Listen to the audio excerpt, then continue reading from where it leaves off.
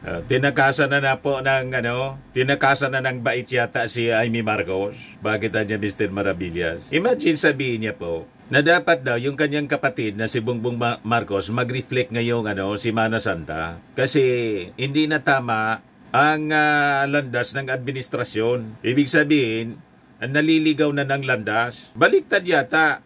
Kayo po yung naliligaw. Nag-iisa ka na nga lang na sumusuporta sa mga Duterte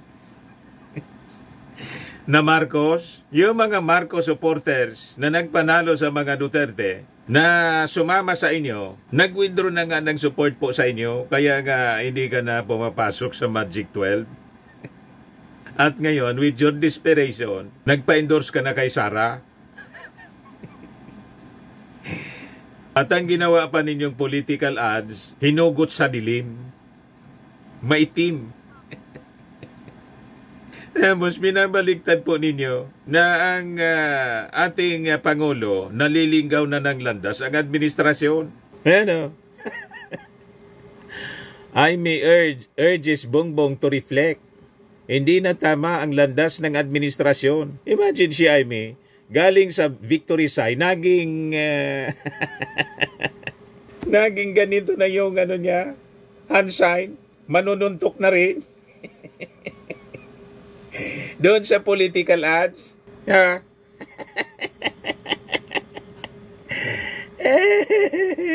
Na-impluensya mga kababayan ni Sara at Digong. Maling impluensya mga kababayan. Ang nangyari kay Amy Marcos, pati yung hand sign na victory, pinalitan na niya ng ganito. Yung ganitong hand-sign po, kamalasan yung inabot. Patong-patong na kamalasan dahil sa kayabangan po.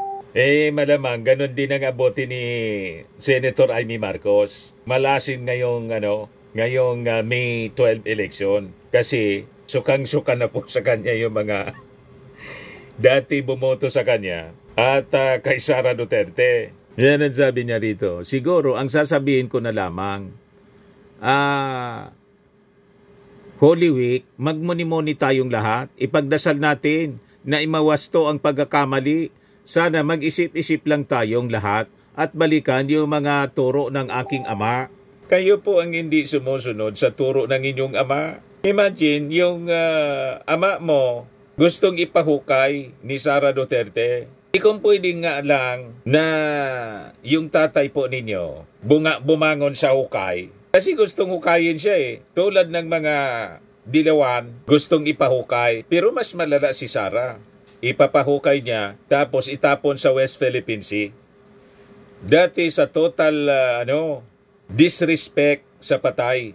Sacrilege po yung gustong gawin sa tatay po ninyo. Pero pinili ninyo na dumikit pa rin kay Sara. Yun ang nakakalungkot. Yan sabi ni Amy. For the senator, her brother's administration appears to have lost its way. Siguro maintindihan na lamang ako na hindi na tama ang landas ng administrasyon. Na nanginayang talaga ako para sa akin, malaking trahedya sa amin ito. Ang trahedya po, yung ginagawa po ninyo sa iyong kapatid, na kinampihan ninyo ang nangbabasto sa inyong ama at ang yung nagbabanta sa inyong kapatid na papatayin, pati sa inyong hipag at pinsan. Malinaw na naliligaw ng landas, hindi po yung ating Pangulo, kundi kayo ang naliligaw ng landas. Yan yung sinabi niya. Wala tayong magagawa. Hindi ko maintindihan kung sino talaga nag-advise. Kaya sana pinagdadasal ko lagi ang aking kapatid na mabalik sa tamang landas dahil hindi na tama itong mga pangyayari, itong politika na mapang-api, mga paghiganti. Hindi na siya ayos. Tutukan natin ang problema ng mamamayan. Balikan natin ang ating tungkulin. Sino ba gustong magiganti? Di ba si Sara ang gustong magiganti? Kasi feeling niya, inaapi siya dahil sa pagkawala ng kanyang confidential funds. At kayo, yung ginagawa po ninyo, na kumampi kayo sa gustong magiganti, ang walang tigil na nagbabanta po sa inyong kapatid, yung mag-amang Duterte, buong family nila. Kaya malabo po na paniwalaan ang inyong narrative, Senator Amy. And sabi niya, ang akin kasi, Napakaswerte na naming pamilya, binigyan kami ng pagkakataon ulit na makabalik at linawin ang tunay na legacy. Ika nga ang aking ama, ngayon parang nasasayangan ako dahil ito nga 3 taon na. Inaubos ang panahon sa politika sa pagiganti, pakikipag-away. Sino nakikipag-away? Di ba si Sara at sa isa Kasiligong? Hindi nga kumikibo yung ating Pangulo, pati si Martin Romualdez. Malinaw yun. Base sa chronology of events. Si Martin pinagtangkaan na ikodita yung kanyang posisyon. Siyempre, hindi pumayag si Martin. Dinimote si GMA. Si GMA, kumampi si Sara. Doon nangyari yung tambaloslos. And afterwards comes now the confidential funds. Nagalit siya. At yun na yung maisog. Na habang DepEd Secretary siya, nandun siya sa maisog rally ng intensyon lusobin yung Palasyo Malacanang para iluklok si Sara. At si Sara mismo, mula sa kanyang bibig, inappoint niya yung kanyang sarili as designated survivor. Ang ibig sabihin, ready siya to take over. Saan kapulutin na ganyan ang ginagawa ng Vice Presidente? Hindi man umiimik yung ating Pangulong Bongbong Marcos na yung kapatid. Pagkatapos, sasabihin mo, lahat baliktad ngayon. Hindi po kayo paniniwalaan ng mga mamamayang Filipino, Senator Amy, kasi nasubaybayan namin yung kwento. Ito pa yung sabi niya, hindi, sadly, yung tinanong siya, Marcos said she has not been able to reach her brother anymore. Hindi, sadly, marami na nakapaligid at tinaharang talaga ang pag-uusap namin. Malungkot ako dito talaga. Hindi ko pinagmamalaki ito na mga pangyayari. Paano makikipag-usap sa iyo yung iyong kapatid na dikit ka ng dikit doon sa nagbabanta sa kanyang buhay? Lalo pa ngayon na talagang direkta mo nang inaatake yung inyong kapatid. I think matagal-tagal bago mangyari ang inyong reconciliation. At maintindihan yon ng mga mamamayang Filipino. At malamang sa malamang, pagdating ng oras, ang negative impact po, tatama po sa inyo, imbes sa ating Pangulong Bongbong Marcos. Kasi kitang-kita naman po kung sino ang may problema at gumagawa ng problema. Ito yung paliwanag ni Senator Amy Marcos kung bakit itim yung ginamit niya team sa pag-endorso sa kanya ni Sara Duterte sa political ads. Ito yung interview ng TV5, News 5. Pakinggan po natin mga kababayan. It's endorsement sa inyo. Hindi po ba negative madating parang pagluluksa?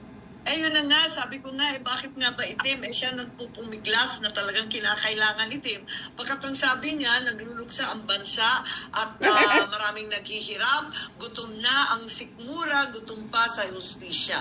Hindi natututukan. Justisya ni Digong, hindi man justisya ng mga biktima. Kaya maraming problema, ang korupsyon, bumalik na naman tayo diyan sa mga krimen. Kaya para sa kanya, luksa daw. Ang corruption po, yung confidential funds. Ng maigi kung paano gagawin, pero nagawa naman ng paraan. At yung itim, simbolo na ipaglaban ang tama, itama ang mali. Ma'am, sabi nyo, madalian lang tong shoot na to, no, nung Oo.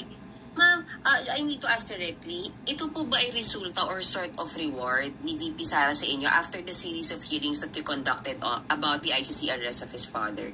Reward ba ito o paano ba? Hindi ko naisip yun. Hindi rin niya naisip. Talagang nag-uusap na kami noon pa. Sabi niya, tsaka na akong mga ngampanya. Ayoko nang umikot nitong eleksyon na to. Pero yun nga, nung pabalik niya sa Hague, inutusan niya ata sila ni Senator Robin, ni Presidente Duterte na mga kampanya at tulungan ng mga kasangga. Yun ang nangyari. So, palagay ko, marami namang nagpapasalamat. Ako, higit sa lahat, walang mapaglagyan ng saya, pasasalamat at karangalan sa aking puso. Simulat sa pool, kaming dalawa naman talaga magkaibigan. At kahit papano, aminado ako, na naipahamak ko siya dahil hindi ko naman alam na mangyayari ang ganito. Kilala niya ako, kilala ko rin siya, kilala namin ang isa't isa, hindi nagbabago ang pagtanaw ko ng utang na loob at paghanga sa pananatili niyang may tiwala sa akin. Kaya eto, andito kami, hindi niya ako binigo at hindi ko rin siya bibiguin. Ang katapatan sa ating bansa, ang kabayaran sa kanyang pagtitiwala. So ma'am, itong political ad na to, endorsement na to, born out of your long-time friendship with Oo her? naman, na hindi naman nagbabago. Kung minsan, na yayamot siya sa sinasabi ko, ako naman nagalit din sa kung minsan nagsasabi siya, para lang kaming kaibigan pero hindi nagmamaliw. Parating pareho, parating consistent. Yan mga kababayan. Tingnan na lang natin sa mga susunod na araw, lalo na po sa eleksyon, kung effective ba yung itim. Dahil daw sila ay nagluluksa sa nangyayari o baka sila magluluksa sa pagkatalo after the May election. Di ba? O ngayon, bumanat si Harry Roque. Sabi niya Harry Roque, I may no different from Bongbong. A mango tree won't bear santol fruit. Then sabi niya, hoy mangga, iboboto ka lang namin dahil kay Inday Sara Duterte. Do not make the mistake na nabola mo kami na ibang klase ka, na iba ka sa iyong kapatid, na nag-iisa lang kayo. Nag-iisa lang kayo. Ang mangga hindi pwedeng magbunga ng santol. Pero dahil nandyan si Inday Sara na humihingi ng tulong sa iyo, para sa iyo, susuporta kami. Masama man ang aming loob. Nandyan na po tayo. Wala na tayong magagawa. At uulitin ko po, may dahilan si Inday Sara kaya kanya sinusuportahan. Susuporta naman na po namin ngayon si Inday Sara Duterte. Yung mga araw sa mga Marcos na boboto kay Mangga Aimee, hindi po yan dahil o sa mga ayaw, sa mga Marcos na boboto kay Mangga Aimee, hindi po yan dahil naniniwala tayo kay Mangga Aimee, dahil ito ay dahil naniniwala tayo kay Inday Sara Duterte. Alam namin ang dahilan kung bakit in-endorse ni Sara Duterte si Aimee. Ang purpose niya para pag nanalo pa, at least may number pa siyang susupport laban sa impeachment, laban sa kanya. Yun ang malinaw po. Kasi yung impeachment trial, mangyayari po after election. Ikaw matalo si Aimee Marcos, di wow. Baka yung mga Marcos loyalist po, iboto na lang yung mga dilawan. Kasi yung mga dilawan po, si Bam Aquino, tapos si Kiko Pangilinan, sino pa. Basta yung mga dilawan na kandidato, siguradong iko-convict si Sara Duterte. Pinag-iisipan ko na nga din na magdidilawan na lang tayo. At least ngayon, yung mga winnable na dilawan, i-support na lang natin para masiguro po ang conviction. Kaysa itong alyansa po na balingbing. Maraming balingbing doon sa alyansa. Kaalyado pa rin ni Sara, ni Digong. Tama pa? Ito si Harry Roque. Pakinggan natin yung sinasabi niya. Duterte. Hoy Mangga, boboto ka lang namin dahil kay Inday Sara Duterte. Do not make the mistake na nabola mo kami, na ibang klase ka, na iba ka sa iyong kapatid. Nag-iisa lang kayo. Ang mangga hindi po pwedeng magbunga ng santol.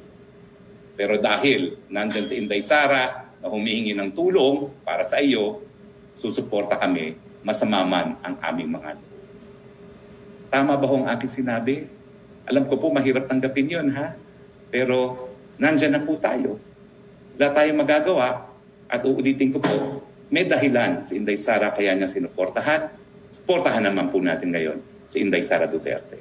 Yung mga ayaw sa Marcos na boboto kay Mangga Aimee, hindi po yan dahil naniniwala tayo kay Mangga Aimee. Yan po ay dahil naniniwala tayo kay Inday Sara Duterte. Malinaw po yan. Okay? Maraming... Ito na yung itsura ni Harry Roque. Parang hindi na po naliligo. Sinira niya yung buhay niya. Loko kasi. Hindi ito mino. Para naging bata. Walang tigil sa ngiwi-ngiwi, ngagba-ngagba. Yan ang ginagawa po kasama si Marlica. Nagsasayaw-sayaw, ngiwi-ngiwian niya, ngagba-ngagba. Nasira na yung tuktok mga kababayan dahil sa sobrang galit Yung mga problema nila lahat self-inflicted mga kababayan dahil sa sarili nilang kagagawan. Tama ba? At itong ating programa mga kababayan, atid sa inyo nitong ating mga sponsors. Fairmax Framing and Lifting Cream. Pinapay po sa mga pulses in affected area. Mainam po ito sa mga pains at paninigas ng mga kaso-kasuan.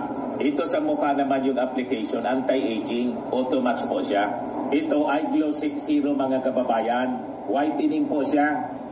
Made in South Korea. Ito naman po, Nengxia Red Mix Fruit Drink. Gawa po siya sa goji berry. May anti-cancer properties po siya. At sa mga nagana po ng malinis and spacious fitness gym, pumunta lang po kayo sa aming Colossal Fitness Gym.